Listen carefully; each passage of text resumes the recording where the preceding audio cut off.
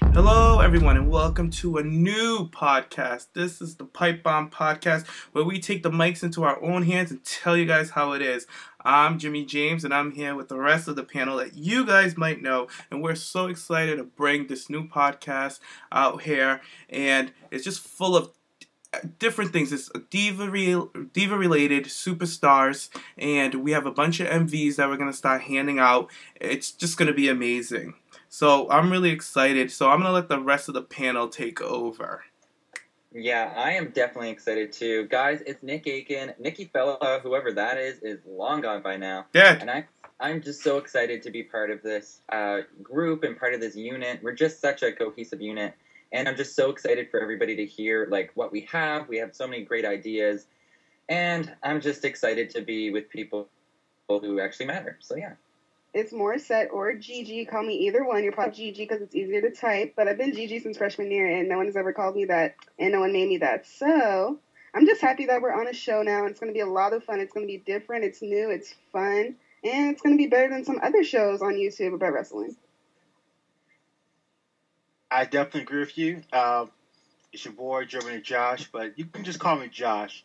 I like that. That's who I am. But yeah, definitely this show is going to be really good. You're going to see more of our personalities. Also, like I said before, we have new ideas. And also it's going to be more interactive, too, with the fans. You're going to find it out later on in later episodes.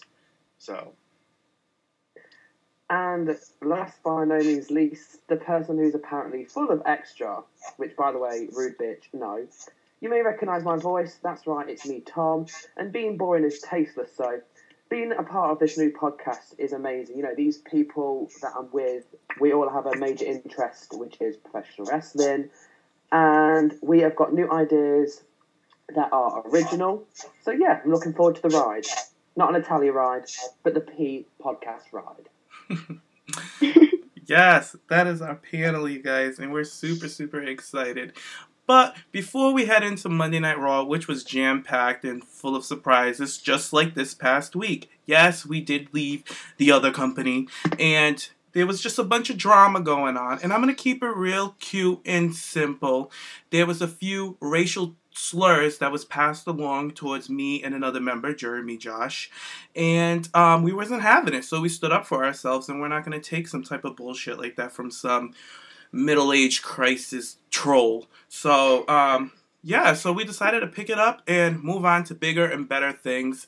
And him and the other sidekick, old bitch, I'll say it, fuck her, I'm over it. This is our show, we'll say whatever we want. And for saying that we're obsessed with you guys is obnoxious. You could oh my god, really? You could just literally go look on their Twitters and you can just see James, Tom, G. Just a bunch of nonsense. So we're over it, and that's all I gotta say about it. Do you know what? There's actually nothing to say about it because they're useless and they're not worthless. And yeah, they're nothing. Bye-bye. All I have to say about it is, if you want to go listen to two old, sad, lonely hags, then by all means, there's other ways on the internet that you can go do that. But here, we're going to keep it fresh, we're going to keep it fun, we're going to keep it modern, and we're actually going to talk about something relevant, and that is wrestling. Yes. And we're young. We are young. Yeah, we're going to do relevant things, not singing shows just because the person who runs the show wants to be Ryan Seacrest, but they can't because they work at like a bus stop. And then I hope the other girl on the show, instead of trying to find guys from NXT, finds her an actual man. Ooh. Oh my god. You know what? That is the God honest truth. She's so worried about everybody else disappearing and leaving. Where's your baby daddy? Moving along. Oh now, let's get into Raw. Raw started off pretty good this week. We got out with a lot of men in suits. Who doesn't like men in suits? I love men in suits. Yes, bitch. Randy Orton, yes, bitch. Yes, Randy came out slaying. Even Triple H looked really good in that suit. Jesus, he can fill out a suit. Oh, you see, he looks like my dad, so I can't with him. Oh, that's terrible. So I can't. But before we get into Raw, I just want to point out one of the crowd signs that I seen tonight. And I mean, last night it was a World Star Hip Hop's line. I thought it was so hilarious. The girl was sitting in the crowd the whole time screaming, World Star, World Star. So I have to give her a shout out. I thought it was hilarious. She was probably waiting for Naomi. Oh my god, it was too funny. But in the opening segment, Triple H came out and they basically was just hyping up the pay-per-view, and then they hyped up the network, as always. What did you guys think about it? Overall, in the beginning, I thought this was a good segment. I was kind of looking for Stephanie, though. I didn't know where she was, but I guess we'll find out earlier on in the night that she was a little busy with something else. But anyway, yeah, I thought it was a good opening segment, and I think they really kind of needed to get the crowd engaged because Hell in a Cell's next week, right? So it feels like this pay-per-view is just like a lot of the rest of them, and it's just rushing by, and there's not really a lot of excitement and build-up towards it. So I felt like this opening segment and kind of was like a fresh starting to the whole show, and so I thought it went well. Oh, pretty good. Like, I hate to be a negative, but every single Raw starts with a promo. Like, a match would be nice to start off the show. Remember when they used to do that? That would really fire up the crowd, though. But yeah. I remember when there used to be Divas, too. Yeah. Mm-hmm. Like, there was one Raw where, Trish started off Raw once, and now it's promos, and it's the same people. I mean, I thought it was a good promo. It hyped up Hell in a Cell, but at the end of the day, I'd prefer to see a match first and then a promo. Well, wrestling's changed so much since back then when they used to open. Now it's all about storytelling. That's all they do. Even the commentators, they don't even call moves anymore. They just tell a story. So Exactly. It is what it is. But since we're on promos, let's talk about the Wyatt's promo, which Oh my god, yeah. which has been airing all night. All night. There's one here, one there. It's been like all week, basically. Every show there's a Wyatt pro. I'm not complaining because they're freaking shot perfectly. The cinematography is on point. I love it. Anything that Bray does, he's just a well speaker, and I like that the Wyatt family is kind of like splitting up. They're all going their separate ways, which has been brewing a lot of rumors on who's going to be the new Wyatt family. Is Bray going to be alone? Is he going to bring in a diva? What do you guys think? I overanalyze this promo so much. I'm thinking that we are going to get a Sister Abigail just because when they show the pregnant belly, I think it's supposed to be the birth of someone. Mm-hmm. And then if you see in the promo, you see they have there's a lot of baby doll toys everywhere. They're all beat up and shit, but it's baby doll toys, and it looks like stuff a little girl would play with. And then they have one of those horse rocker toys. So I'm thinking that we might get a Sister Abigail and we might get a diva. I know it's been the Ascension going around that rumor, but I would love for it to be a diva. Yeah. I'm just wondering who it would be. What was that?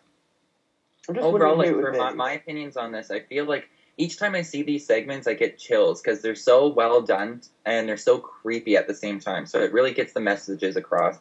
At first, I wasn't really sure how I felt about Bray Wyatt letting go of Luke Harper and Eric Rowan and letting them setting them free, basically. But these promos have just made me interested to see who he's going to bring in, and there are reports of the Ascension, and with that kind of smoke coming in at the end, I felt like that was just a little teaser that it will be them, but I love Moritze's idea of having a diva and all those creepy little toys and shit. I just feel like Bray Wyatt is probably one of the most interesting things we have in WWE overall, so to have a diva incorporated into that storyline would make perfect sense. Will they do a segment of Bray Wyatt letting them go, or will they just let them go in the promos, in the vignettes, and just, there you go? I don't know. I think they're going to have to do, a Raw and, actually, show, the Harper and Rowan going off on their own. Yeah. But for, a diva, who would it be? Yeah, that makes more sense. Someone who looks trashy. I don't know. I'm guessing Emma. You know, it could be anybody. Who do you think, Josh? That could be something right there. I think automatically we would think about Paige. But it could be pretty interesting for Emma because, we look at Emma, she's cute, she has the blonde hair, the blue eyes, she's so likable, she's always smiling and dancing. So for her to just switch it up and be more edgy and creepier, darker, to be this sweet little girl, but they take her and they just, I don't know, they just expose her to this world of hurt and sickness and hate. I like the idea. I think it's pretty interesting. I like the idea. If they bring in a diva, I feel like it can't be Emma. But even though I like that idea, because Sister Abigail already exists, because he's been talking about her. So I think it should be Indie Girl. Or Bailey. No, remember that diva that they signed a couple of months ago that we haven't heard much about her? They haven't even... tattooed girl. Yes. I feel like she can be a surprise because Sister Abigail, she's been talked about so many times, but we haven't seen her. So if they were to incorporate a diva, it would be her. I think it should be someone who's actually known that they can wrestle, so like an indie girl, because obviously like a WWE diva mold shouldn't look like Sister Gay. But the thing is, Tom, Sister Abigail doesn't have to automatically get into the ring and start wrestling. She can just be outside of the ring as she's training. Just looking creepy and shit. Yeah. The look of Sister Abigail, because the WWE diva mold isn't what Sister Abigail. Yeah, right. Gotcha. Do you guys think though, if Sister Abigail was to be a diva, do you think it would take away like the mystique of it all though? Because Bray Wyatt has been talking about the Sister Abigail since he debuted this whole new character, and I just feel like if it was a diva, I can't really pinpoint a specific one, and honestly, I don't think any of them could live up to the expectations that he's been building up to it. You know what I mean? I think it's just the voice in his head. Could you think that maybe they signed this girl and seen how amazing she is, how good of a talker she is? That's why they're pulling the shotgun and they're gonna go with her. Do you think that could be it? I don't know about this chick to really.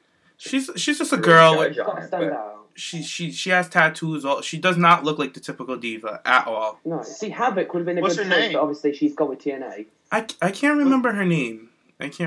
Zara? Was it Zara something? I heard reports of her, but it begins with a Z. Also, I seen on Twitter a lot of people were talking. I kind of like this idea, but I don't know how the hell it would work. Remember when Alexa Bliss debuted as the country gimmick? And a lot of people were saying for her to be repackaged. You know what? I'm not mad at that because the gimmick that she has now, I'm not crazy about it. It's for Miss kids. Bling Bling. Yeah, I'm not crazy. You don't like it? I don't get it. I kind of like it. I don't get it. I like it though. I think it's just Go on, Josh.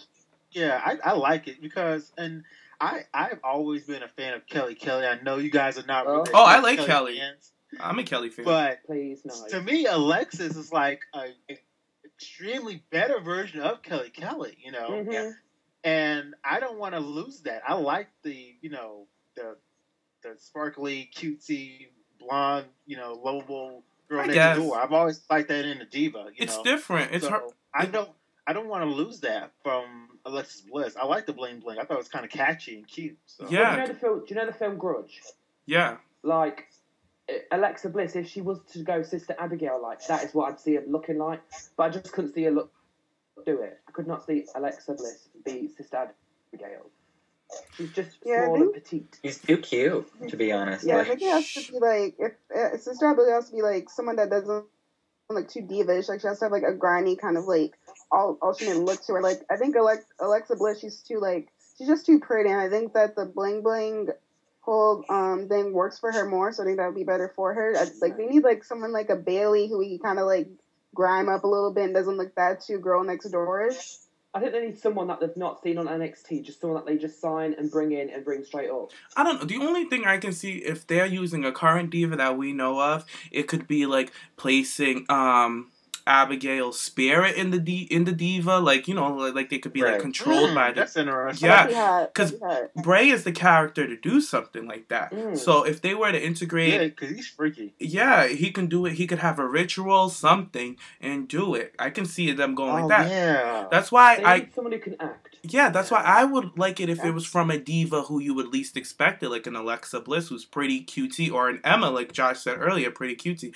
I just want the story to develop of them turning into Sister Abigail, not one day she just shows up like that. Right. You know what I mean? So you're saying like the spirit? So like I guess basically like possessed. Have like a possession. Ritual, bringing in the spirit in. Emma, right? That's what you're saying. That'd be pretty badass. Not like kidnap the diva, whoever it is, and bring them backstage and kind of like force her to go through that ceremony or that ritual. That would be really creepy. It would be really creepy, especially in that swampy area where Bray lives. Yeah. It would be perfect. It would be perfect. An SCW diva before called Skylar Moon. Oh yeah, I remember her. Skylar Moon, she was good. Then she went to rehab. Yeah, I liked her too. That was unfortunate. That is the look. Yeah, that was the look that you'd go for. She would have been perfect.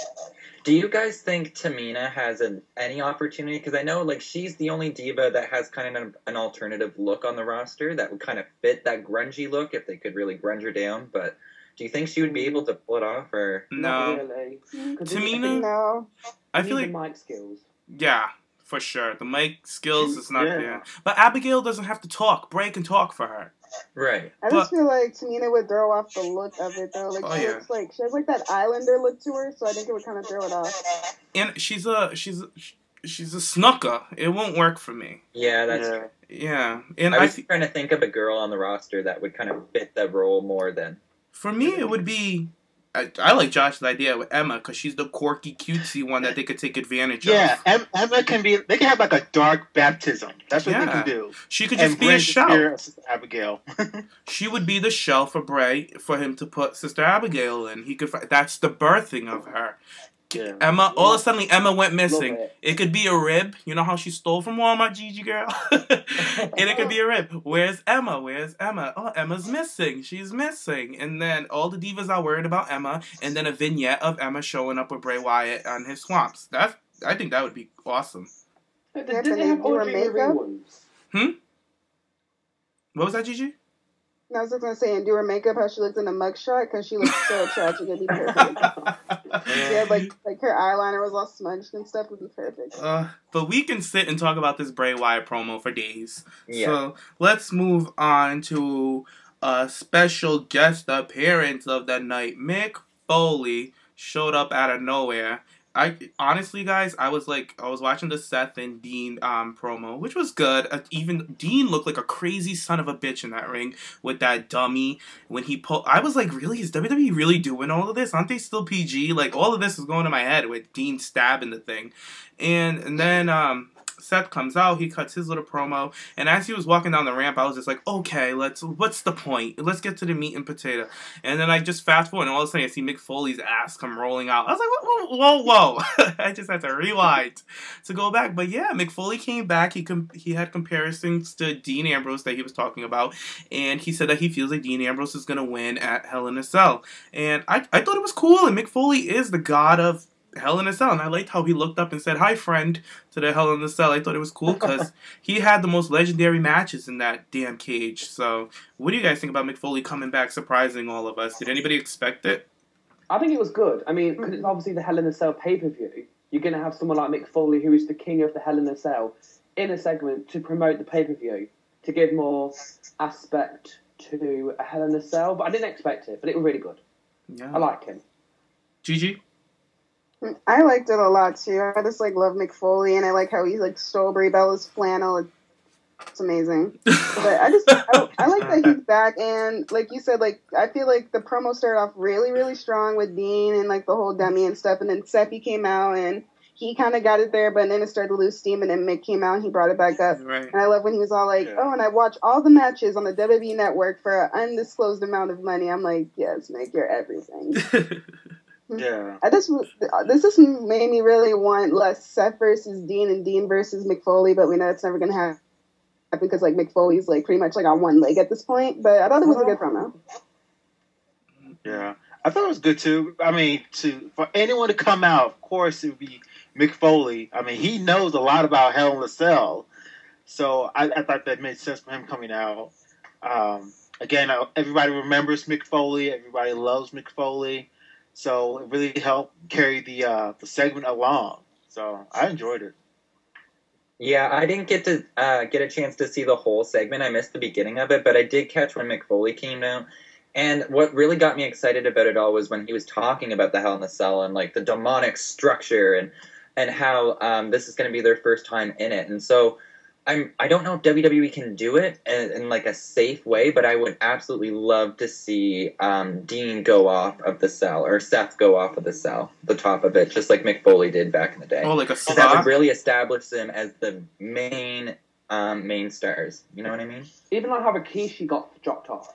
Right. Poor little I thought he Rikishi. died. Yeah. I was like, Oh ooh. my God. His ass took his fall, but still. Come on. When he fell on the back of that truck, who was it? Stone Cold who threw him off, right? I thought it was Undertaker. Undertaker. Oh, it was Undertaker who chokeslammed him. It was that Armageddon. I remember that Right. Armageddon. I did it for the rap. Oh my God. But yeah, I'm just glad. I liked how early on the night when Triple H was talking, when they were both him and Randy were arguing for who's going to be the main event of the night. I feel like it's going to be Dean and Seth. They're going to be the main event. Yeah. They're the I think they hottest are. storyline. And if they're not, I am going to read. Because they're the only ones who have a legit storyline going on. Randy Orton and John Cena, girl bye. People seen that so many times. They've main evented so many fucking times. My fingers and toes don't have enough to count. And I know, right? it's time for Played out. someone new. Let's give I it think they to... will be the main event because obviously the winner gets to face Lesnar. Or as Paul Heyman Yeah, I said, think they said that. Brock. Like, it is the Yeah. main event. What's the main event?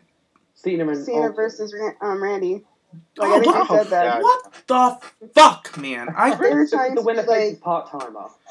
yeah, I think they said it like, I think it was either the beginning promo, but at one point it was said like, you guys are the main event, and then they try to make it like, but if both we get 2 main events, so buy network for $9.99, but Cena and Randy are like the ending match. That's unfortunate. Stupid. So unfortunate. But speaking of main event matches, let's get into the matches that we saw tonight. We saw a lot of matches. So I'm going to go around quickly and I'm going to ask everybody who was their favorite match of the night. And I'm going to start off with myself. My favorite match of the night was Dolph Ziggler versus Cesaro, hands down. That match was epic. Oh my god, I loved it. What was yours, G? Dolph Ziggler versus Cesaro, I freaking loved it. And like the bumps that they took, it's so good. Like their style match up so much because Ziggler's like fast moving and fast paced, and then like Cesaro, he's like ground based but still like such hard hitting and like the throwing and stuff. It was amazing. Tom? The same Dolph Ziggler and Cesaro. Like the way Dolph sold that uppercut was out of this fucking world. Amazing. Oh. But props, because I also love now Damien Mizdow. Oh. He is hilarious. The I'm fans sorry, are I love really... when he stands out the ring and he pretends to punch the air. Love it. The fans are really getting behind him. I like it. I think it's different. Josh? My favorite, I have to agree with everybody else, is definitely Dolph versus Cesaro. Cesaro is, in my opinion, he's so underrated. Like, he needs to be like one of the top heels going for the title. You know, I enjoy his strength. Like this guy is so strong. It's really inspiring. Also with Dolph Ziggler, I mean, he's so fast and quick and technical. He's inspiring too. So they fill in the gap for me right now because, you know, Roman Reigns is not around. So definitely those two was the best match, hands down.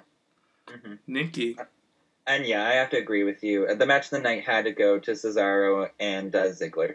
But honestly, one of the matches that I thought did pretty well too was Rusev and Big E, which was kind of surprising. They were really going back and forth as well. They have great chemistry together. Yeah, they really do. But honestly, Cesaro and Ziggler, like, they are both beautiful creatures. Oh my god. Oh my god. And the match, the chemistry is just amazing. So I'm really excited that they got an opportunity to have an Intercontinental title match at Hell in a Cell.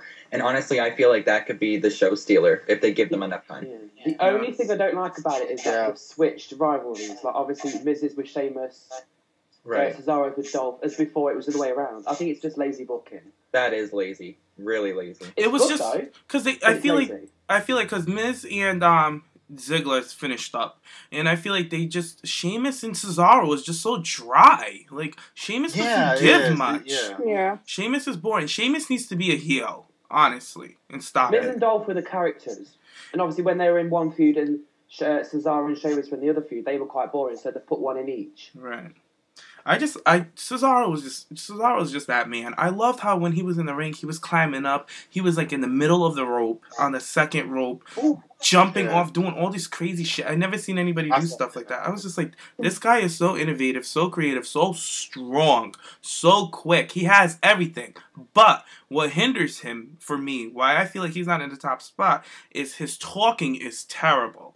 Let's keep it real. He is not the best talker. And I know that English is his second language, but he really, really needs... I think he needs a coach, an acting coach. He needs something to really get him over. Because he has everything else but the talking. That's why they paired him up with Heyman, but they quickly scratched that when Brock Lesnar was on his way back. But he needs a talker. He needs a talker. I feel like WWE needs to put out a search for a new manager. Look at Rusev, what he got with Lana.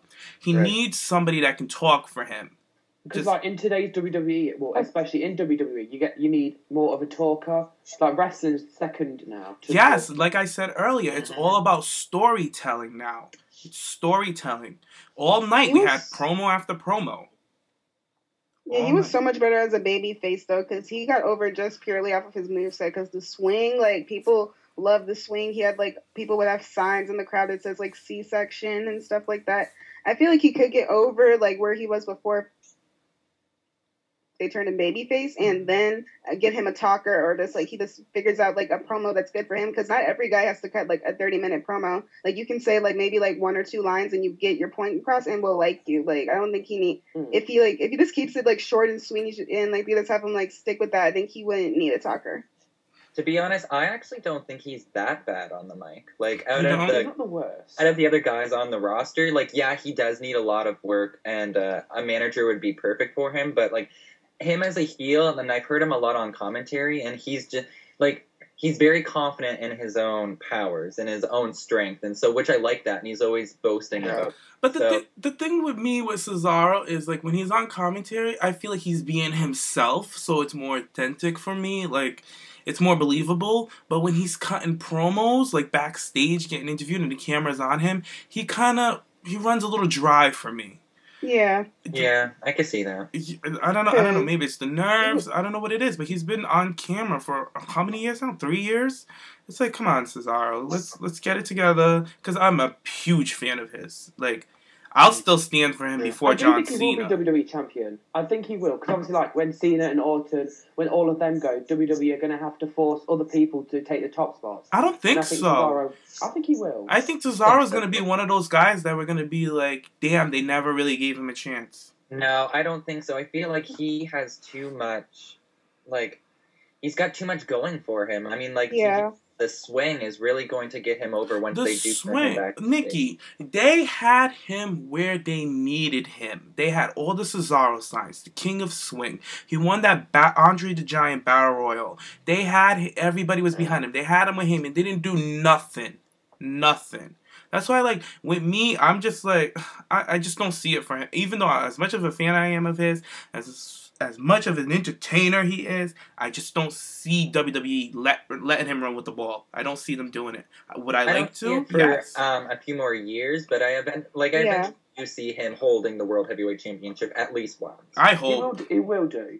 I hope. I just don't see it. Don't. I think they'll give it to him because he's like buddy with Cena too. I just feel like it would happen, but it's going to be like one of those. It's going to be like a Daniel Bryan type thing where we're going to be like, we like Cesaro, give it to Cesaro, and then like he finally gets it. It's not going to be like Randy Orton when he got the championship and it's like, okay, here you go. Like it's not going to happen. That's what it got to be though. The fans got to get behind him. They got to get behind him. And like, it's going to turn him face again. I swear, if John Cena's champion again, whoever's there when he gets crowned should just get up and walk out of the stadium right then and there when he wins that title. Just get up and leave. Like, it's enough is enough. I'll be standing there by myself. Like, yeah. If John Cena does win the belt, I think Seth Rollins should just go in there and just cash in his money in the bank and take it off him.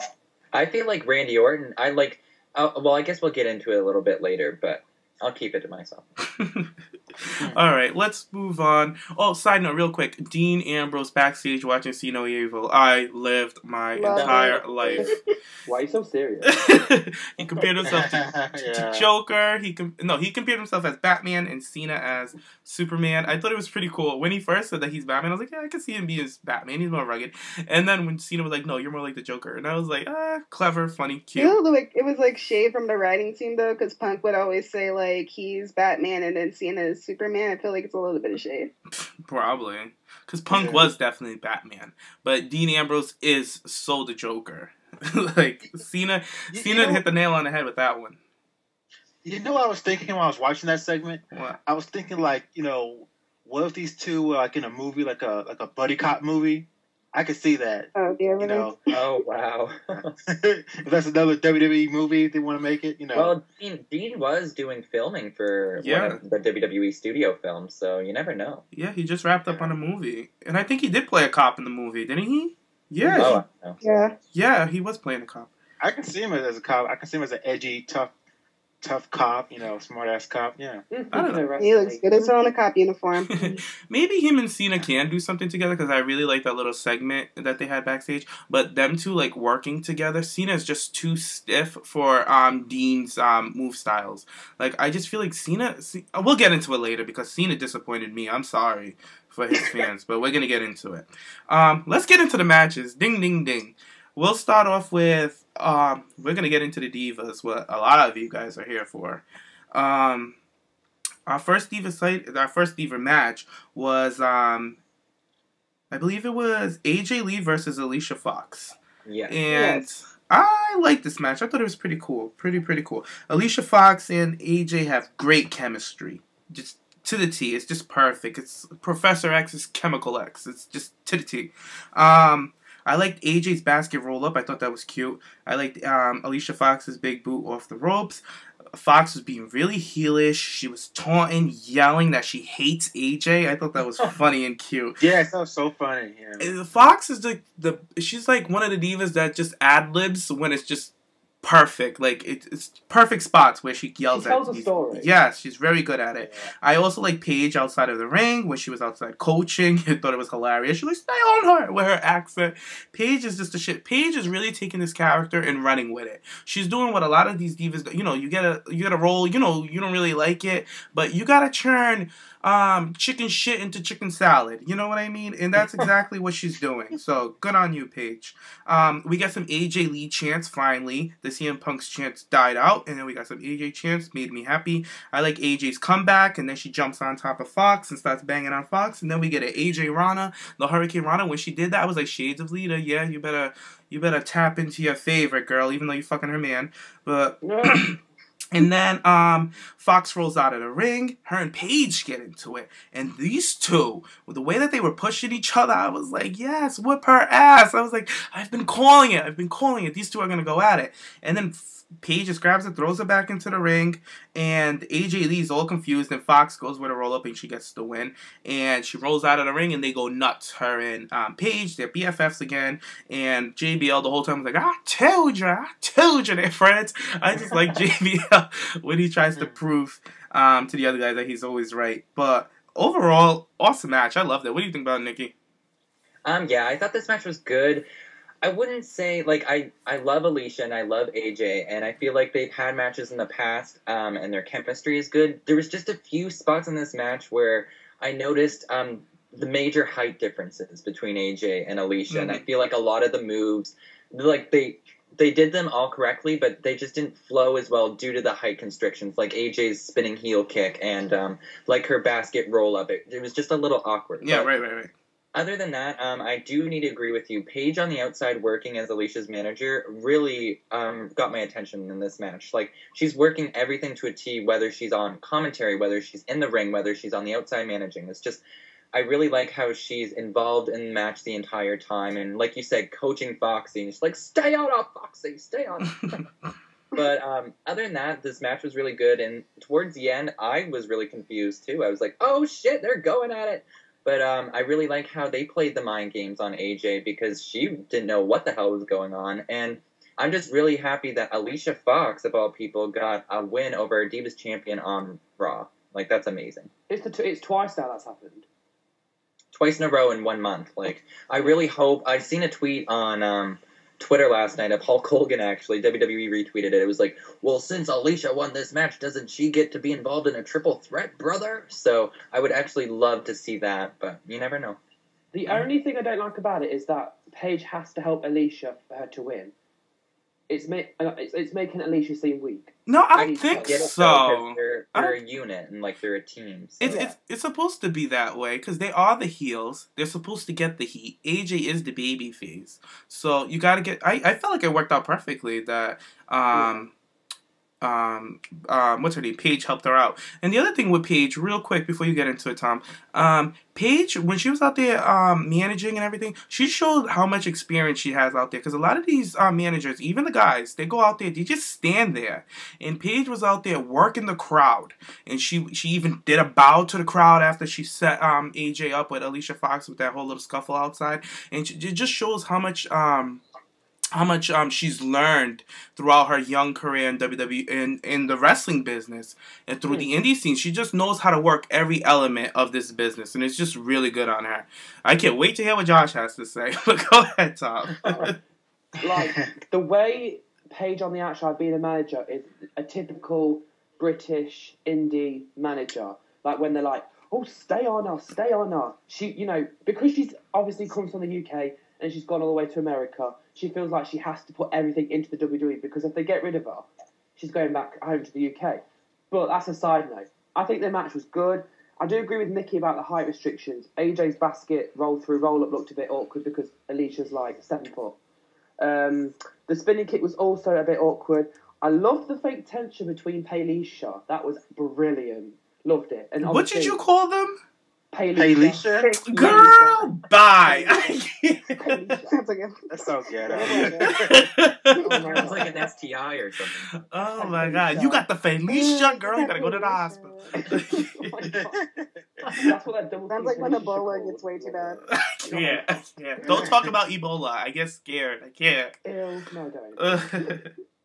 I thought, no, it was good. It was a good match, and Alicia's pinned AJ twice on Raw in a month. She should be included. She in the should. match. Josh. You've got main event and you've got SmackDown. Josh, what do you think? Let's hear it. Okay, well, I don't have any hate for Paige at this point. You know, that dislike for Paige in the beginning was more of disappointment for her being pushed to the moon, and then her, you know, title reign just being lame to me towards the end. But as far as tonight... Wait, hold on. I'm sorry to cut you off. But with her coming in, it all came out why she got the Divas title so quickly, because none of the other Total Divas could get the title. So you still hold a gripe with her for getting the title? Because there was nobody else on the roster that could have got that title besides Rosa Mendez or Tamina at the time. I didn't know all that anyway. But still at the same time, like, the way, you know, she... Okay, when she first got the title, I was excited. I thought, oh, wow, it's cool to see her come in and get the title. But you don't like how she was booked. Yeah, I just didn't like... So don't take it out on her. Take it out on WWE. I'm taking it... Well, it's not that... I'm not trying to attack the actual person, but the way they did it, for me personally, it was just kind of tame, just lame. It's like, are you really the anti-diva? You just seem like any other diva to me. But anyway, as far as this match, I liked it. Alicia Fox is fucking hilarious. Like, I had more time. I enjoyed laughing at Alicia Fox, the way she sold moves and the way she said, I hate you, and she's just so damn animated. As far as Paige on the outside of the ring, I think this was better for Paige to be on the outside of the ring rooting for Alicia Fox, because last week, or I think it was the week before that, you know, we see Paige hiding behind JBL with the dumbass cowboy hat. I thought that was so annoying to me. It's like, if you're supposed to be like this tough diva, why are you hiding behind JBL with the cowboy hat? You know, I just thought that was kind of silly. But besides that, as far as tonight, I liked it. I didn't think it was that bad. I also liked, you know, towards the end when Alicia and Paige got into it, they pushed each other back and forth, and then Paige threw Alicia Fox back into the ring. So, I mean, it was all right. I mean, it wasn't that bad. Go ahead, Gigi. See, I just felt that Alicia's hair really kind of bothered me during this match, because it kind of looks like when you go to, like... It looks like a hot-ass wig or something, It did. Like, it looks like when you put on a wig at, like, a wig shop and they don't straighten it yet, and it's just, like, there on her head. It bothered me. It sat on her head. It looked like, you know, she took it out the bag, like she just bought it. She took it out the bag. It was just too much hair. It's too much hair. It looks synthetic. It looks really synthetic. You know, it's like the hair you get on SmackDown versus Raw. Ooh.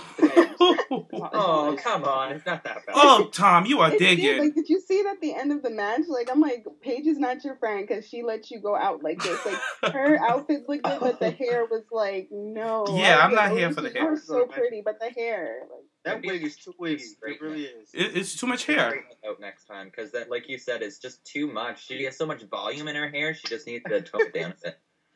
They like to just put it and sat it on her head.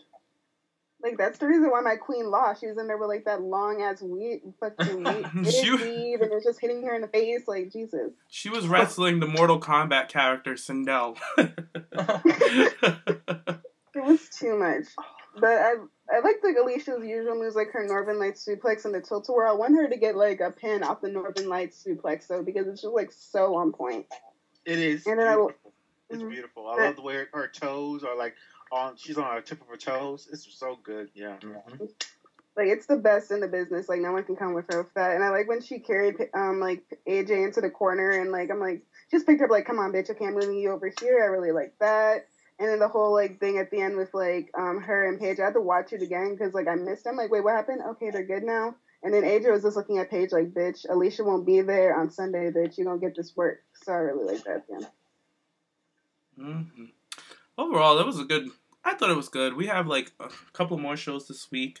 So we're going to see wherever the hell they're going to take this. But I really hope that they insert Alicia Fox into this some way, somehow.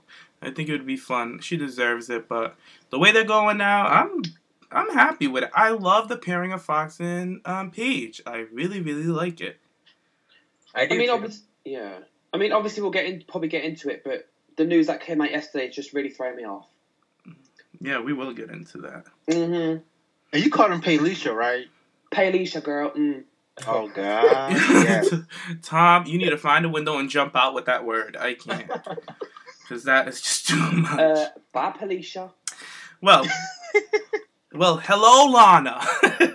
Because Miss Lana came out with her man, Rusev, who came out here, and once again, she cuts amazing ass promo.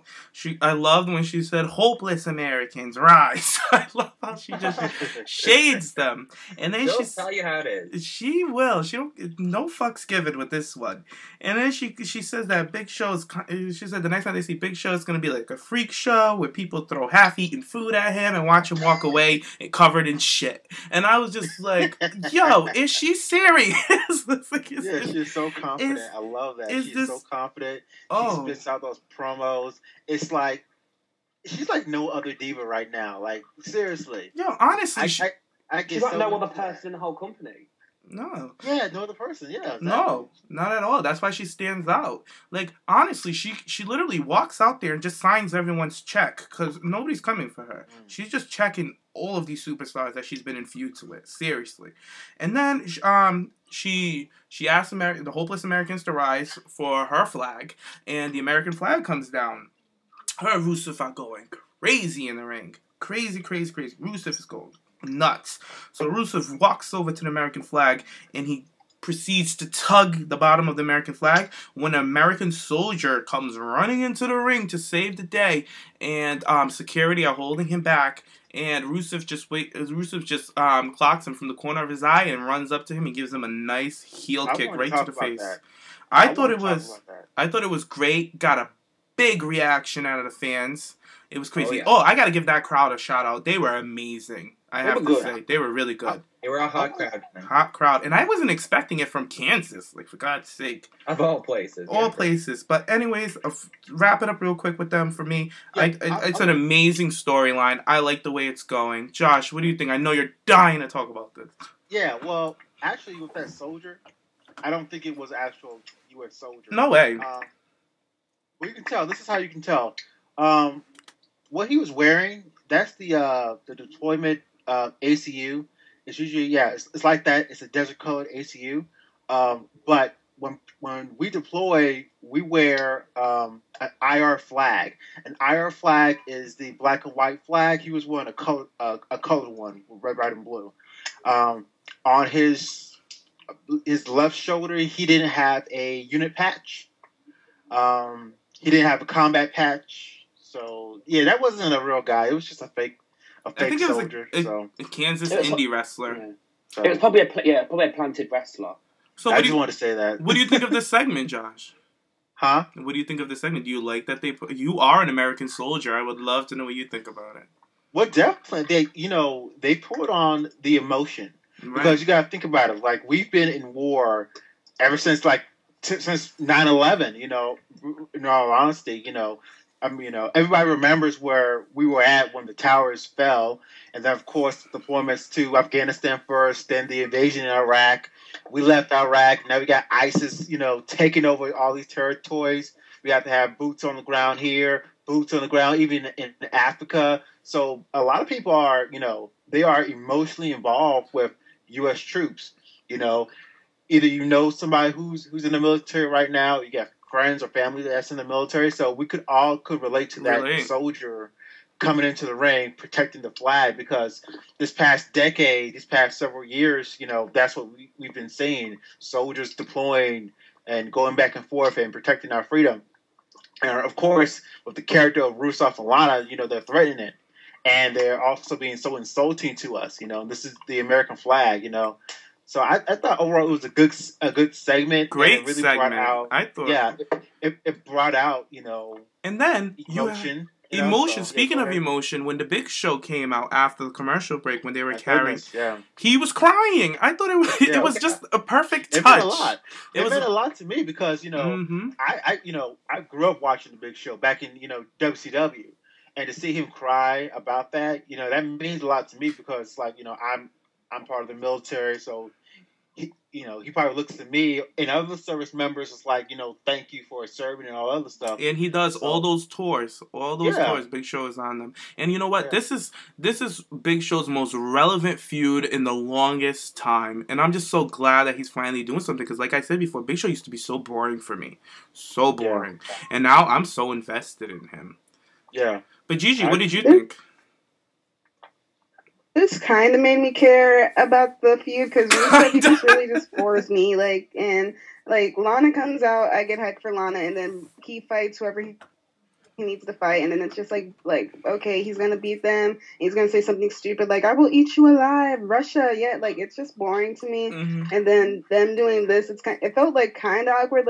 They've been telling the story for how long now of some foreigner versus America that you gotta add different stuff to it. So that was kind of creative to be okay, we're gonna have a soldier run in and Rusev's gonna attack him. So I'm a little bit more invested just because I want to see Rusev lose, but at the same time I feel they're gonna have him beat Big Show just so at one point Johnson is gonna be okay, I'm the American, let me beat him up, and then he's gonna get the one. I feel we already know that this is just we're gonna give him the Cena, and if he fights Rock at WrestleMania, they keep saying, I swear WrestleMania There's one is gonna be the shits now.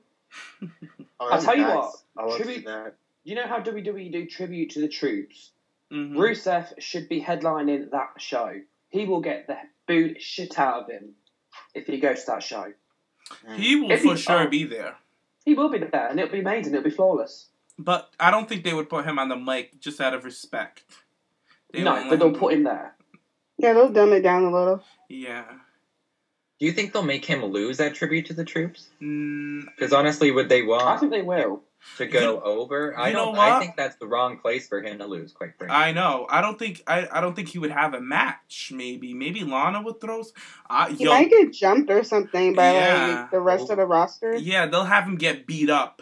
Something. They'll have a segment where Lana's about to talk and they'll just automatically get cut off, and somebody will come out and beat them up. I think it'll be something like that.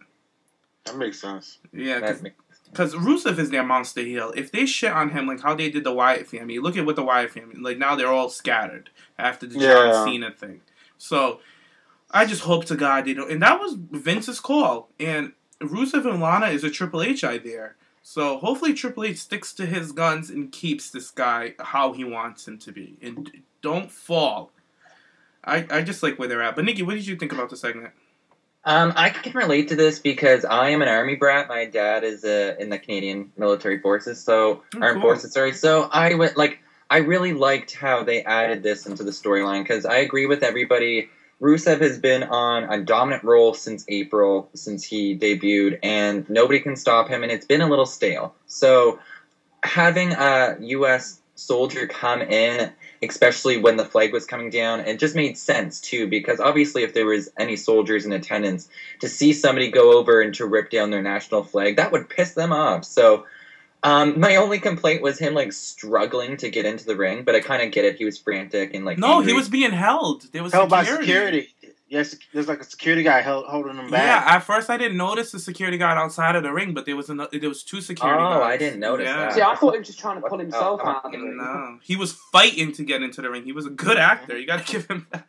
Oh, I thought it was perfect, though, how Rusev put Lana to the outside beforehand. It just made it seem real, too, because they got her out of the ring straight away, and she's usually left in there to watch Rusev kind of destroy whoever's there. But I just love how he ran up and gave that big kick to the side of the head, and the crowd reaction to it all. There was dead silence at first, and then the boos started rushing in. So I feel like this is just another reason to get more heat on Rusev, and this WWE is smart with this month what they're doing with him, because they put him in a segment with The Rock, and the crowd ate that up, so that's going to be memorable. And now they're having another segment like this leading towards the pay-per-view.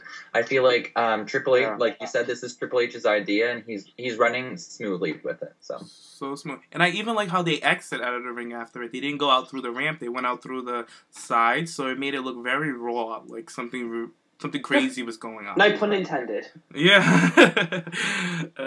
Tom, your thoughts?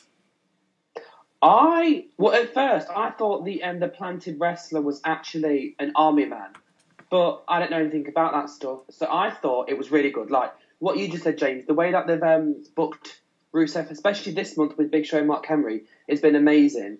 And I want Rusev to obviously beat the Big Show, but I think he will win by disqualification or count out or some way. The match is not going to end cleanly. I think Mark Henry's going to get involved. Yeah, and then Big Show or Mark Henry will turn on one another. And it will turn to a triple threat match at Survivor Series. We will see. But let's move on to the next Divas. Yes, we had a second Divas match of the night, which is starting to become a trend that I am here for. I love that trend. I love the trend. Yes, we get Brie out and call to me good. Too bad we don't get. We got no entrances for the Divas. Fine. I'm okay because we got two Divas Battle matches. of the Skinny Bitches. I loved it. And we got two. What was that, Gigi? Battle of the Skinny Bitches. I loved it. Right. It was just like two Barbie dolls going at it in the ring. Especially with Summer Rain. But, Summer, real quick. Girlfriend, sit down. Come here. That outfit gotta go. Like, I'm tired of it. I know it's breast cancer awareness. Gigi, you were talking about it earlier, too. That it's time for a new outfit. It's time. You've seen it, like, this is an NXT outfit. Like, right. I'm surprised the Freds haven't fallen off of it. I'm like, girl. Right when you mentioned it. I like it, but colors. you see it so much. It's like, get something, like, make, if you want to stick with pink for breast cancer awareness, lighten it up, make it more breast cancer pink, or do it, like, dark hot pink, like, do something like that. Like, it just looks so, like, girl, you're on the main roster now, you're on Total Divas, get something new. Like, I know you have the paycheck for it, do it, girl. I know, you got Total Diva checks, you got E checks, you got WWE checks, you got a movie check, you got a new outfit. I know, right? I'm pissed off Sandra backstage some bad. I know, Sandra's probably over it with Summer. She's like, summertime is over. She's like, it's the fall, bitch. Over it. But anyways, we got a match between Summer and Brie. Cool. I like it. We get a nice crucifix roll up by Brie. My favorite roll up ever, and I'm glad that Brie added that into her maneuvers list. I thought it was pretty cool. We get some kicks from Brie, which she was talking about on a previous episode of Total Divas, that she's been working on her kicks. And I've been sitting for the longest time watching this bitch's match. I'm like, girl, where are the kicks? Where's the kicks you've been working on? But she finally showed some kicks, and I was impressed. And then she threw Summer into the corner and proceeded with more kicks once the first two kicks started a yes chance. The crowd really go crazy for the yes chance. People trying to say that Brie's over. No, it's just a fun chant. Exactly. It's just fun to chant. So, and it's her husband, so I'm fine with it. She can use it. Out of anybody, it's her. That's her husband. That's a man. It's her chant. You know, they share everything. Why not share the damn chant? So, girl, bye. We get a nice little clip of Nikki, devil in a dress, backstage. Can I say she looked fucking hot watching that freaking video? I love Nikki Bella. She was serving, like her facial expressions. Beautiful. Oh no, her acting was awful. The way after the match, she was like, oh my god. I laughed. I thought her acting was terrible. It's like Terrible. someone told her, Nikki, be mad, and she's like, okay, I'm gonna scrunch my face. I'm gonna grab my hair. she's always playing with that damn hair. I told you 2 things I would ask these divas. If I ever met Cameron, why the outfit? And Nikki Bella, stop trying to look pretty. Your hair's fine. Oh my god, you know what? Those are the. You I know like. what? I like the I new. can tell anybody. I like the. You know what? I wish you died in the womb. Did you see the sign? That was the sign. Somebody had a sign there that said, I wish you died in the womb. I thought that was pretty cute. But with That's Nikki is just too worried about looking pretty all the freaking damn time. So that's just one thing I'm telling Nikki, you're gorgeous. Stop playing with your hair. Get some confidence. And the you know what line, girl, put it on a shirt. Put it on a shirt and sell it. Let's not. Let's not. I like that she says that. It's her thing. You know what? Remember Stone Cold? What? I like Nikki. Like, you know Stone what? Cold did it on purpose. Like, she's just doing like, okay, I'm kind of forgetting my... Whatever. You know what, Brie? Boom, full hair. But anyways, back to the match. We as they show Nikki backstage, we get a nice spinning heel kick from Summer Rae, and Summer Rae starts taunting yes. I thought it was fun and heelish, really cool for Summer's character. And when she was doing that, I noticed on Brie that Brie has been working her ass off because homegirl is bruised. Her arms are bruised. She's been working these live shows like crazy. You can tell, and like her body is showing it. So, you know, good for her. She's a workhorse. Good for her. I love the part where they were both at each end of the ring and they did the running hair whip, the double hair whip. I thought that was love cool. that move. That's my favorite diva move when 2 divas collide into each other. I think and you know who does it the best? Layla and Melina. Period. They do it. And Trish. Stratus. Trish is definitely. Trish. How could I forget? Trish can sell that shit for days. I forget. Trish and Melina, I have to say, because Melina's the ones who used to fucking do it all the time in the beginning, and now all these other divas start doing, like when Lita brought in the Hurricane Rana. Now all the divas do it, and Melina was the one who started that little hair thing. But moving on from that, we get Brie mode, and Summer moves out of Brie mode, and Brie crashes into the fucking mat, and I forget what happened after that. Whatever. And then Brie comes up. She gets she gets the Brie move. She gets a drop kick, and then she does a running Bella Buster. I'm sick of the finisher.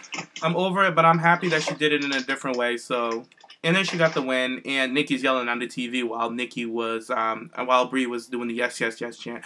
Nikki's screaming at the TV, "Stop that! Stop!" And her acting was terrible, but it made me laugh. I thought it was funny. Hair plus stank face equals bad act.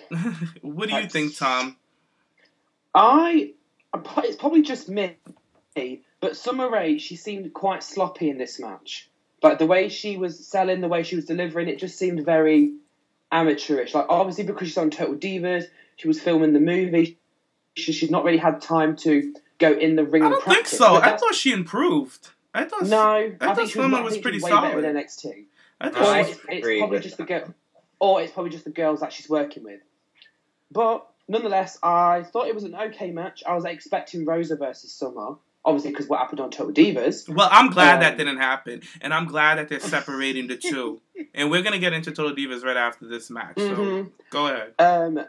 The face buster, I like it. The not Brie mode, the sit out face buster, the Bella Buster. I like it. It comes out of nowhere. You can hit it from the top rope by running, by jumping. However, yes, it was a good match. Just Nikki really pisses me off with her acting. It's like awful. Gigi, what do you think? I enjoyed the match. It was kind of slow for some parts. Like, I really wanted to see Brie be more dominating because she's been being like 2 girls at one time and just taking on all of like Nikki's challenges to her and like beating these girls, and then she goes against Summer Rae and she's kind of struggling. I didn't really get that, but I thought it was okay for what it was supposed to do. Nikki in the back, like we said, she can't act. Like, she's just like, I'm so mad. Like, she just doesn't look angry at all. And I have to disagree with Tom. I don't really like the Bella Buster finisher. It doesn't look like nothing that's like, oh my god, will they kick out? Like, it doesn't look like one of those moves. Like, I want her to have like a submission or something. Like, I think she needs something like, or like just have like a really hard like Alberto Del Rio kick to the face or something. I think it's like she just needs something that looks more like it really hurts a bitch. Like, that doesn't look like it's gonna hurt. I think she should. No, that's Tamina, the super kick. And she don't have enough power for it. Get the girl down on her knees and just kick her in the face like WWE used to do to people and have that be your move. She should do. You guys remember that move on 2K14? It's when they're on the top rope and they dive off and it's like the double knees. Evan Bourne used to do it. Mm-hmm. Oh, okay, that was a good move for her. For a finisher move. Maybe. I don't know. But, Gigi, did you finish?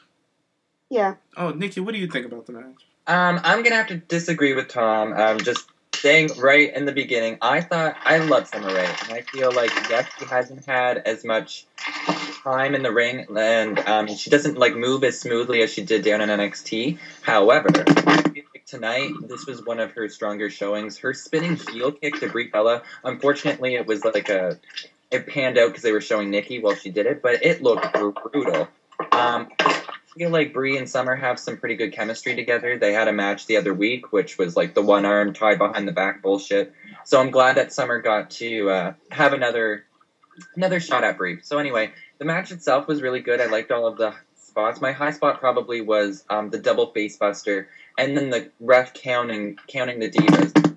I really like seeing that, and we don't really see it too often in especially diva matches when both the divas are down and they need to get up before the 10 count. So I like that. My only issue was with Brie Bella doing her Brie mode drop kick and then just Summer no-selling it. Absolutely no-selling it. I get it because she had to get up to do the face buster, but I just thought that was kind of funny. And overall, the finish, I hate that face buster. I've said it before. It doesn't look as effective. Fuck, if Kelly can do a face buster and somebody can kick out, I'm assuming somebody else from Brie Bella.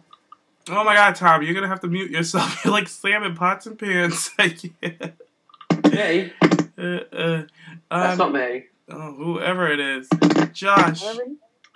It's not me, but... No, what do you think?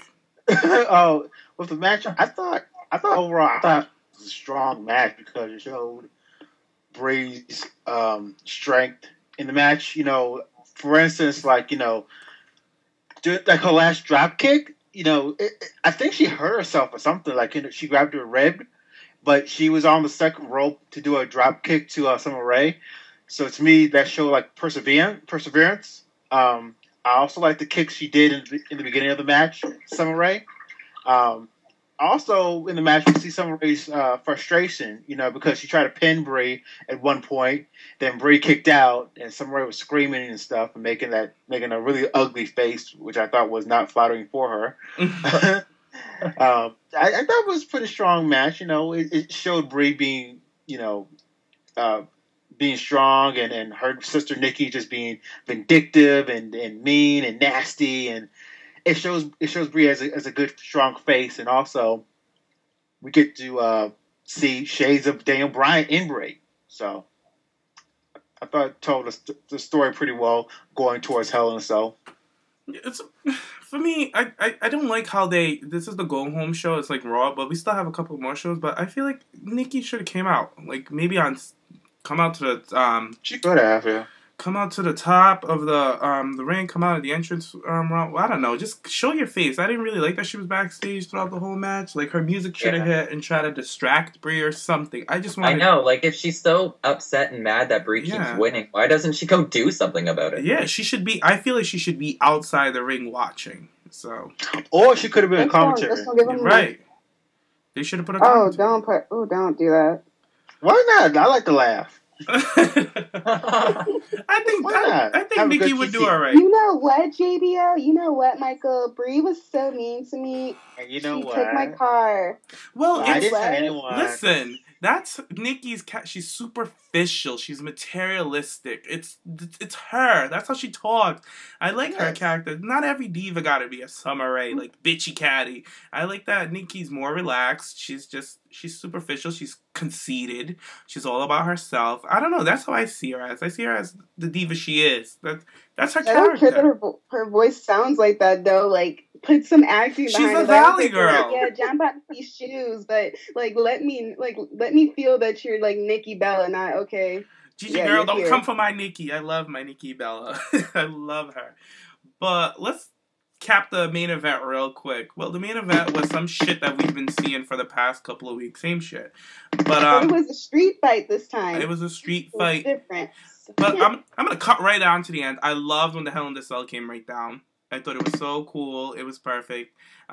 Dean and Seth, they really outshined everybody in this match, and Randy. And I really liked the RKO that Randy hit Dean with, and then he took a curve stomp from Seth after winning the match. But John Cena, you are so stiff. I feel like John Cena is out there. I'm not really going to put the blame on him. I feel like WWE really tells him to be careful on bumping because they're so scared of him getting injured. That's why he falls awkwardly. He never sells moves properly. He never can take a proper back bump. It's just, to me, it's just too much. You're the top guy. You're the face of the company, and you can't even sell. You don't even make people look good. If they told me that I have a match against John Cena, I wouldn't be excited because I know I'll be working with a stiff board. But that's just all I gotta say about John Cena. I was not feeling it with him in this match at all. But I liked Seth's little shot when he was on top of the Hell in the Cell. I thought it was pretty cool, and I was hoping somebody would go up there throughout the night when I saw the Hell in the Cell. So it was cool to see him up there. Now, did Randy Orton swear? Yeah, he did. Yeah, I think he said fuck. And then they cut it off. Yeah. Mm-hmm. When? Well, the It was when Seth threw him out of the ring. Yeah. And then his back went onto the aprons and he went, fuck. Yeah. Yeah, like his leg landed on the table. Yeah. Oh, yeah. Him and tables, like, just don't get along. And the commentators, they're like, ooh, Randy, da-da-da. They made a mention when Randy said something, when he swore, and I was just like, oh, I thought they were going to ignore that. But whatever, he was into it. He was so into it. So, fuck it. Any thoughts on the main event, guys? Here's what I was going to get into earlier. I loved how Seth Rollins at the end curb stomped the fuck out of Randy Orton after he won the match. Right. And I feel like if there's any opportunity, because they're building Randy Orton back up again, I feel like he's been bitching and moaning backstage for long enough that they're like, okay, fuck it. We're just going to give you a storyline and you can have a match with Brock Lesnar at Survivor Series, okay? He deserves it, though. Like, I'm so tired of him and Cena and Brock. I want Randy and Brock. Yeah, I really want to see Randy versus Brock. Have we ever seen it before? We haven't seen it in a long time.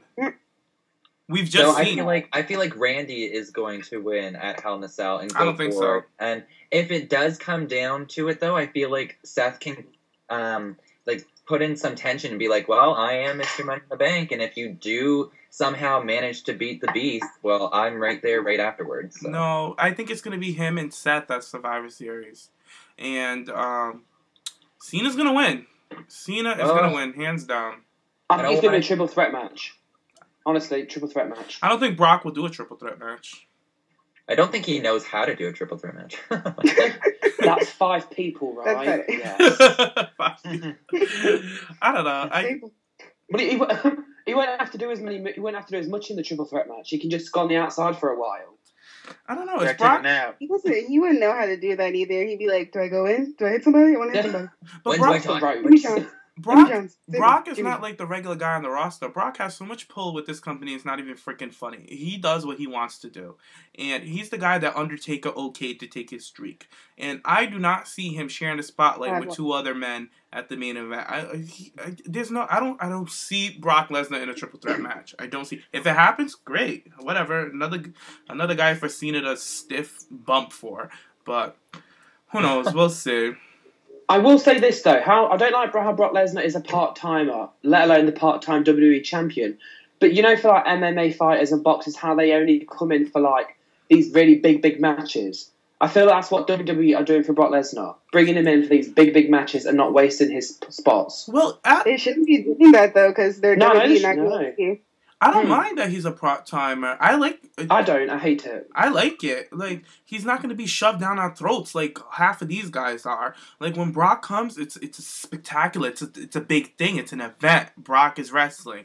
And it's just going to sell tickets. So, hell yeah, they're going to keep him part-time and put the champion, put the title on him. Brock is a draw. He's a huge draw. He's a big star. So, I'm good with it. I'm good money. I don't got no problem. Still can't cut a promo, though. Oh, no. That's why he got heyman. Same level. That's speaking of Heyman, Paul Heyman took an RKO. Get your life. Yeah. Out of nowhere. I loved it. I thought that was hilarious how he was laughing and laughing at what's his face? Cena. Oh, whatever, girl, bye. And then he turns around and Orton hits him with an RKO. It was RKOs for everybody all night. I loved it. It was good. He Good. sold Yeah, I was like it well, yelling at dude. the screen like Brock, like Paul, get out, get out. Like, Randy's gonna do it for the Vine. Like you're not ready. He's gonna do it for the- He got to do it for the van. I was surprised that Paul Heyman's selling, but then again, I'm not, because I was like, all right, he's going to get RKO'd. I knew it. And I was like, watch him sell it all awkwardly. Paul Heyman shut me the fuck up. He's like, you know who I am, bitch? Like, that's exactly. Yeah, I thought he wouldn't be able to take it well, but he did. He sold it better than Stacy Keibler. Come on. I know, Stacy Keibler's the queen of selling RKOs. Oh, yeah. Well, she got made out with before, so I'd be a little dazed also. She didn't see it coming. But yeah, guys, that was our Raw recap. But now let's go on to Total Divas. Oh, Total Divas was a treat this week. It was just a treat. Can I say my star of the show? We'll run it out real quick and we'll just say our stars of the show. My star was Cameron. Period. Josh? Oh, definitely Cameron. Like she had me rolling, Laughing. especially when she found out the price of the house that she wanted. Hurry! And she was like, "Girl, are you serious?" Dead. Oh, but she was dead. Oh my god, I had the same reaction too. I thought it was funny, but then She again, told me the house is like 2-point-something million. I'm like, girl, why did you show me this damn house? You know I can't afford this shit. like Cam. That's Nikki. But How really much do you though, think I'll make? no, Nikki, who was your star?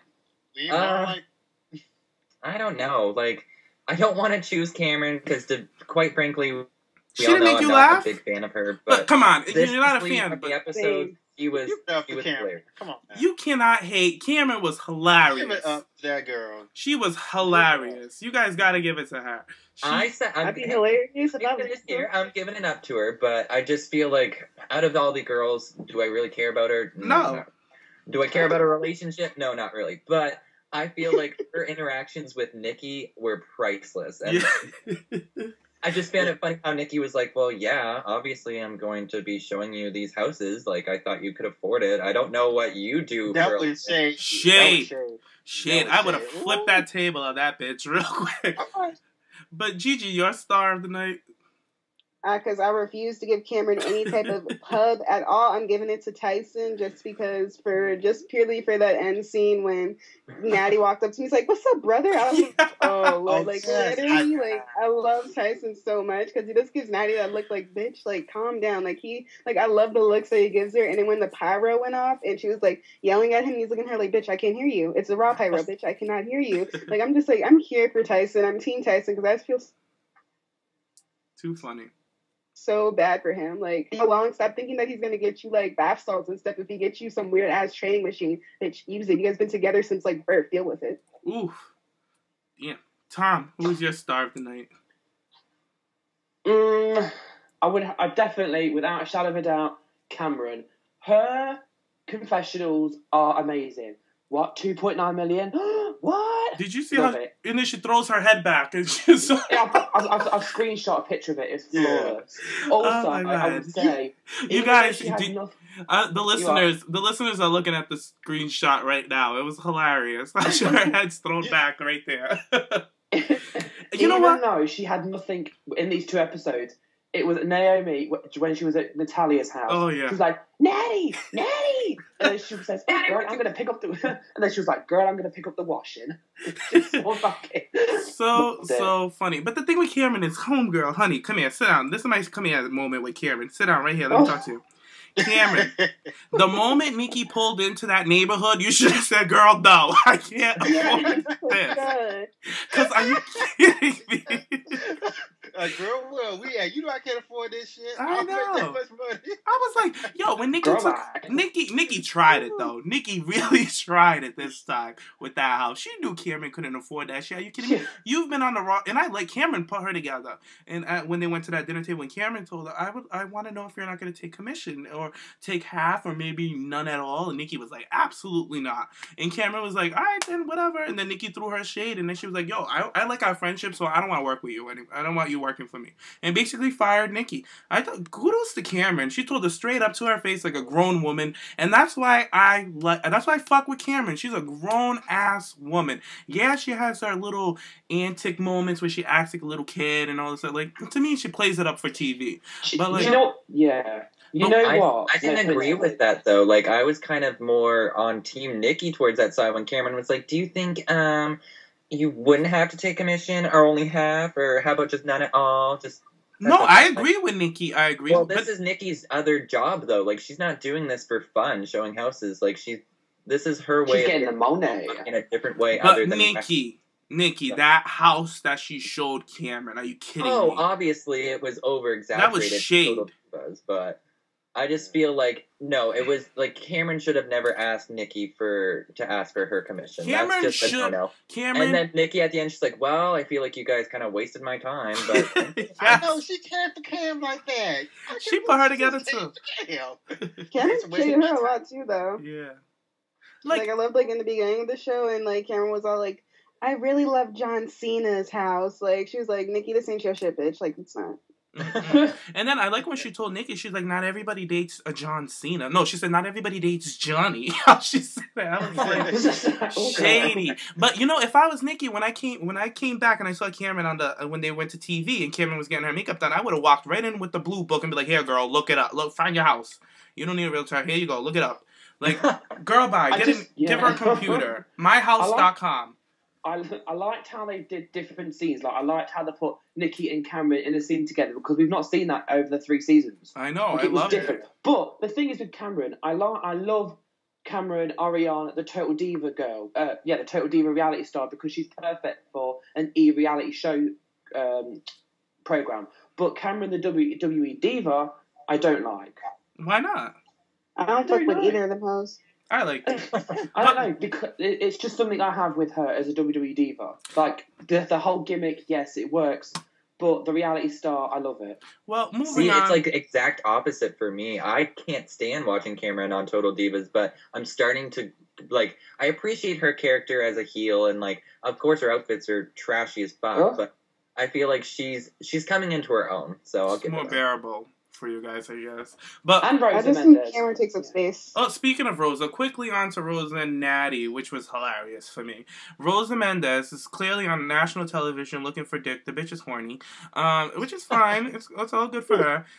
You know, we all have our moments. Dick and vagina. Let's not forget the lesbian bar. Oh, we are gonna get into it. When she took Natty out to a lesbian bar, Natty's really sitting down at a club talking about vitamins. That's when I threw my head back like Cameron. I was like, really, Natty? You're talking about vitamins at a club? Like, stop it. I was over it with Natty. Like, you're like a grandma. Like, that's why TJ don't want to fuck you. Because it's like fucking his grandmother. All people to take to a lesbian bar, you take Natty. Who's like the most grandma of them all. Grandma. That's fucking Nan right there. Nan. That's negative Natty. But anyway, I gotta give it to Natty though, because when Rosa came out of that bathroom, Natty put her together. Natty's like, "Where are you coming from?" Rosa's like, "Oh, the club, the girl, I kissed her, yeah, blah blah blah." Natty basically like put her together, and then Natty told her, "Oh, it's fine. If you want to kiss girls, if that's what makes you happy, then do it." And then Rosa was talking about like, "Well, I found out that a man." I like how she says man, a man. She's like, "A man triggers me, a man." A man will drive me to drink. Rosa. Oh my gosh, she's not British. Girl, that's how she says it. She's like, a man. She's like, a man. A man. She's so dramatic. Like, she's on the verge of tears. Yeah. A man. And Natty was just looking at her folding them clothes like, girl, get it together. But, you know, Natty don't got much room to talk. She has a lot of problems going on in her own little relationship. But she told her, she gave her good advice. She's like, listen, girl. She's like, if a girl makes you happy, if that's what's going to keep you together because you have a glow to you, you look happy, go for it. And I was like, that's if you want to get your rocks off with her, go right for it. Yeah, go for it. So I thought it was cute with her and Rosa. I thought that was cute. So. Rosa is another reality star that I like on Total Divas, like Cameron. Rosa has the personality of a reality star. Even though she's not been featured much, I love what we've been given. I feel like Rosa's had a good share on this season, honestly. I feel like Rosa's on the Raw network. We need to put her on VH1 and fucking have like for Rosa of Love or something. Like, cause she's really the Thorns of Rosa. I can't. Are you the one, Rosa?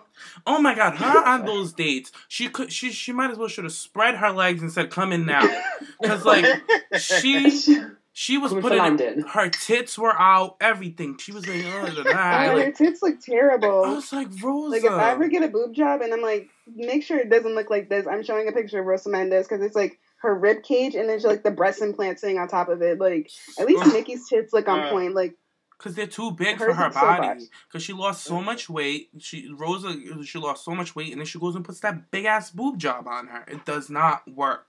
It doesn't flow. For 35 years old, she looks amazing now. Oh, no, she's a beautiful woman. I give her that. She's a beautiful woman. I never said Rosa's ugly. Can she look trashy at times? Yes. Oh, God, yeah. But can she act trashy? For sure. She was so trashy. So freaking trashy. And then I thought it was the lesbian club. I thought it was funny on one of her scenes. I don't know if it was this week or last week, but she went skydiving or some bouncy house with some guy, and the guy the trampoline house with that 21-year-old model. So awesome. Can you believe her? And then she goes, I like your mouth. Can you imagine? She was like, you know what? You're only 21. Oh, you're so mature for your age. He's like, I took you to a bouncy house. Yeah, we're eating ice cream. He put her together. Get the legs open. He put her together. She just wants some, and that's fine for her. She's been waiting for a while. No, but Nikki, if you want some, do it on your own time. Don't do it on national television. You know what I mean? Well, it's part of her storyline for the week, though, so I got it. I thought it was entertaining seeing all these guys.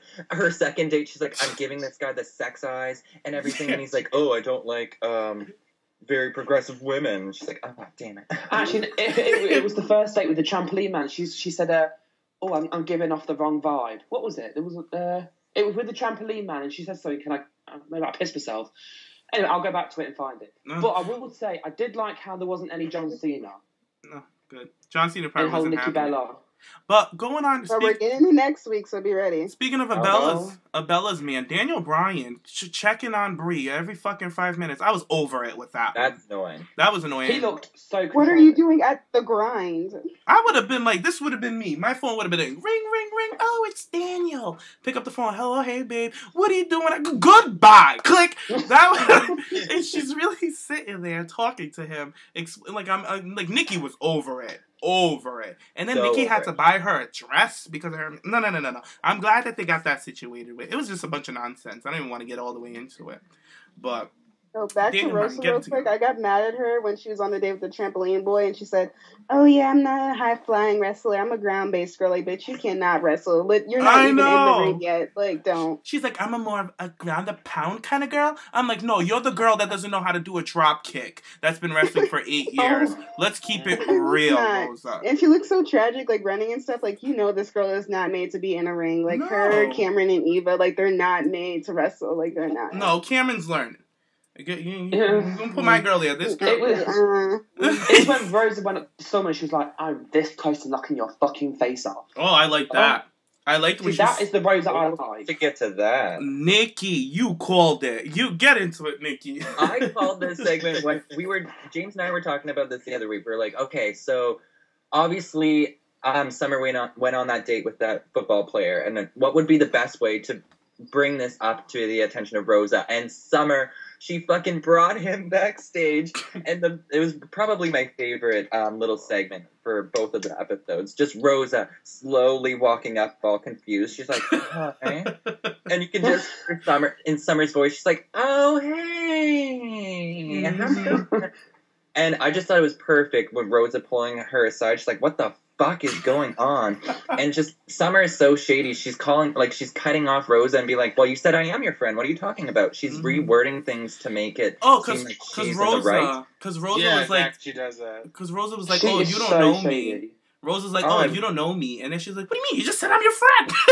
I'm your friend. How do I not know you? Yeah. And then Rosa, though, like, good for her to kind of keep her anger in at backstage work. She's like, if I wasn't the old Rosa, you're lucky I'm so close not to fucking slap your face right now. She's like, okay, I guess that's not in your program. I'm so proud. I'm proud of Rosa that she stood up for herself and she went to go check Summer. I'm glad she did that because Summer deserved it. And like I said, I love Summer, but she is a bitch. She is a ferocious bitch. And especially doing this to the only diva that was really there for her on the roster left was Rosa, because Rosa missed it all because she was in rehab last year. So I just feel like she's burning all of her bridges, and then it's just all about her. And I love Summer Rae too, but I feel like they're portraying her as just just like this superficial, just narcissistic bitch. That's what she is, though. That's Summer Rae. I can tell it. Looking at Summer Rae, she is not far from her character, honestly. I like the girl, but if I knew her personally, I don't think I would fuck with Summer Rae, to be honest. I wouldn't tell her my secrets. Yeah, like, I like her as a character, but she's a bitch. I think the only diva she has left now is, like, Renee, and that's about it. Yeah. And Renee ain't even on the damn show. But probably by, like, season 7, like, they're going to have the whole damn roster, because they're just, like, grabbing the ghosts. Well, now we have 2 new divas on Total Divas. We have Paige and Alicia Fox, which Alicia we've been waiting for I'm forever. mad at Paige. She's sold out.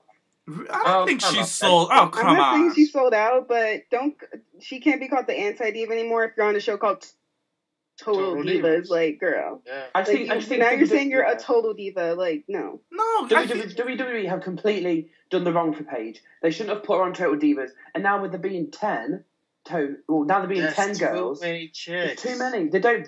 Half the divas barely don't get any screen time. Well, listen, guys. Out of all the divas, AJ Lee sells the most merch. After AJ is Paige. I thought it was it's the Bellas. Definitely the Bellas. Is it the Bellas? I thought it was. No, I think it's Paige. Really? Yes. She only has, like, what, one shirt, though? No, yeah, she has that one shirt. She has I have that shirt. But the Bellas have a wallet and a purse. her merch is what really got her that call up too, when she first released the. Well, the Bellas are already on Total Divas, so the Bellas could be on it. Because what I was reading was that they were talking about the Divas who sell the most merch. Bellas wasn't even named on the list. So maybe it's because they were already on. I should send you guys the link. But basically, whoever did this list on a blog on Tumblr, they were saying, like, who was more likely to get called up. And it was Paige on there because she sells them. You know, they asked AJ Lee countless times to join Total Divas. The point of people are saying that they didn't ask AJ this, AJ that. AJ doesn't want nothing to do with the show, period. The queen does not deal with She doesn't want it. AJ's not here for the nonsense. They went Obviously, to CM Punk, I probably don't even want to be on it. I don't think it's CM Punk. It's AJ. AJ's her own person. AJ's own decision. I don't understand why people always go be like, oh, well, CM Punk doesn't want her on the show. She's her own. I know that he doesn't want. Season 1, when Punk was still in the company, she wasn't doing it. Yeah, she's still with the company, and Punk's long gone. Like, AJ does what she wants to do. I don't think. But the thing is, like, Paige is the next top diva after AJ that they want. They want another diva that they can bring in there to, like, ante up the show. And it makes sense why they put that. And the other thing with the title thing, with Total Divas can't have the title, I think that's done. I think that's done too. Yeah, well, it's lifted. Because don't have, like, Emma, Layla, and AJ left to throw the title around with. It's lifted. Like, come on, it's common sense. You got 10 Total Divas and three that are not on the damn show. Like, it's obviously lifted. Well, they've already started filming for season 4. The rest of season 3. They did about a month ago because there was a picture that someone put up on Twitter of Paige being filmed.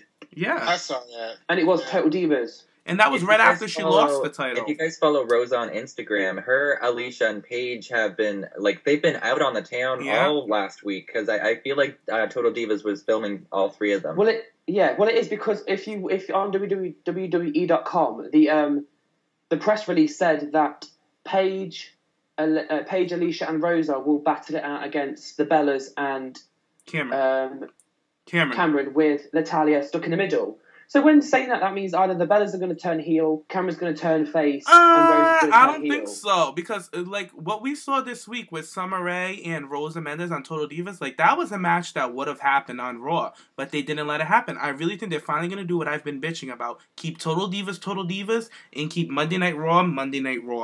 Yeah. Separate the two. You have to. If they're going to incorporate the Divas title now with the Total Divas, they're just going to have to separate the two. The storylines can't be so cohesive and hand in hand. It's just not going to work.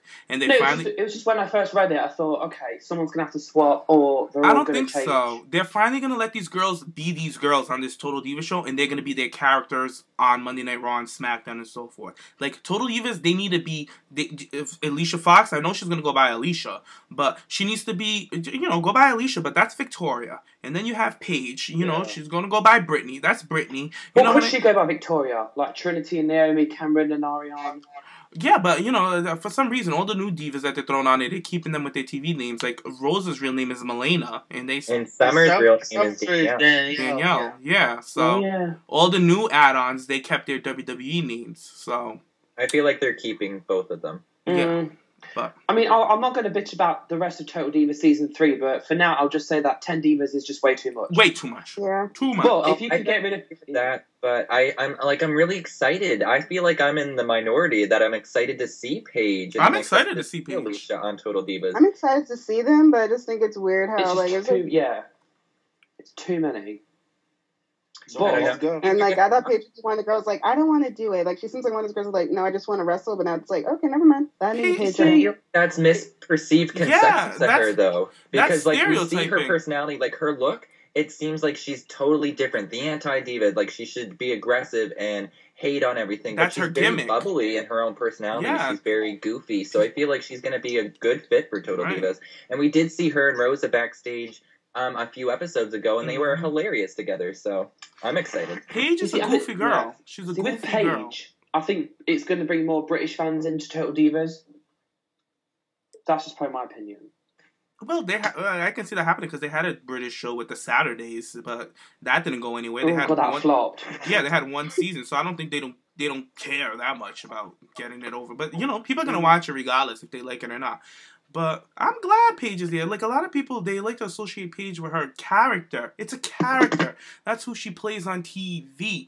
Paige is really. You follow her on Instagram. The girl's always chilling. She's at Victoria's Victoria's Yeah. restaurant. She's playing around with everybody. She's goofy. She's lighthearted. So You see, yeah, if they like you said, James, if they don't combine Total Divas and Raw together, then I'm happy with Paige, especially Paige being on Total Divas, because who she's in real life and who she's on TV are two way complete opposite people. yeah, and like Nikki said it best. How he said that people like to go by her looks and try to act like she's like the way I dress. I'm always in black and gray. I dress very dark. My friends say I dress very morbid, but I have a light personality. I'm all blah blah blah blah blah. Paige is the same way. She dresses very dark, but she has like a bubbly personality. I feel That's like just that. her style. Yeah, it's just the way she dresses. Like, don't stereotype the girl. Like, come on, let's get it together.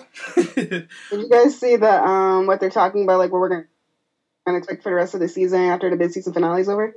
No, go ahead.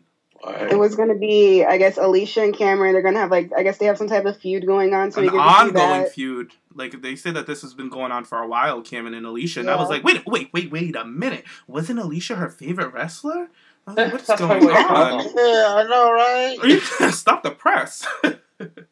Alicia's probably like, girl, how can you walk around with that sad ass waist? And then I think it's gonna be more John and Nikki drama with marriage and shit. I guess they Ugh. broke up again. They broke up, even though on Nikki's Instagram she's posting pictures, but they're on the outs right now. And then for I think Paige and Alicia, they're supposed to be kind of like a new duo that kind of gets on the rest of the girls' nerves. That's good. Yeah, but that's what Summer Rae was there for, and look what happened to her. Well, She got pushed to the back. no, Summer Rae got pushed to the back because she wasn't there for most of the season. Summer was No. away filming her movie. But going back to Cameron, or Ariane, or whatever we like to call her, what got me in those 2 episodes was the fact that her hair was different in most scenes. Obviously, the tapings were different.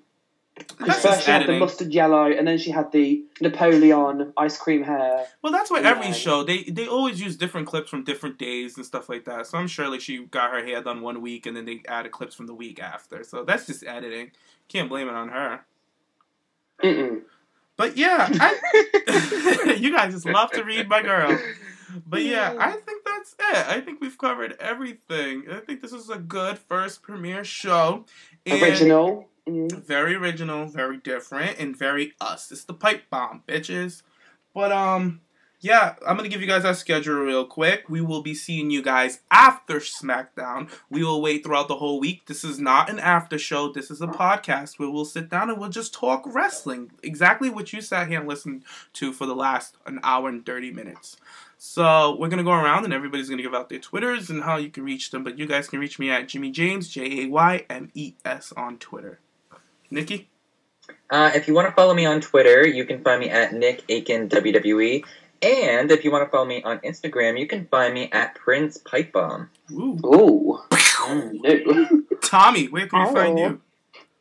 You can follow me at underscore. Oh no, I've changed it. Yeah, underscore Eva Marie Guy, of course. Mm. And Gigi, where can we find you, beautiful? You can follow me at __ the diva on Twitter, gorge.george on Instagram, and on Tumblr at Ziggler is King. You guys get to see my favorite gif in the world, John Cena running to the table. For the cookies. For the cookies in the oven. Josh, where can we find you? You can find me on Twitter. My handler is at JoshTechSoldier. Awesome. Well, thanks for listening, guys, and tune in later this week. And we will be here with more wrestling drama and gossip. We're all here for you. Plus tea time with the Brits. I was just going to get into it with Sammy. Sammy's not here. We're going to have a show this week. It's tea time with the Brits, and it's going to be Sammy and Tom, and one of us will join them for tea as we go over all the news and rumor and gossip in the wrestling world. So check out for that, you guys. All right, guys. It's been fun. Have a good night. All right. You too. Good night. Bye. Toodles.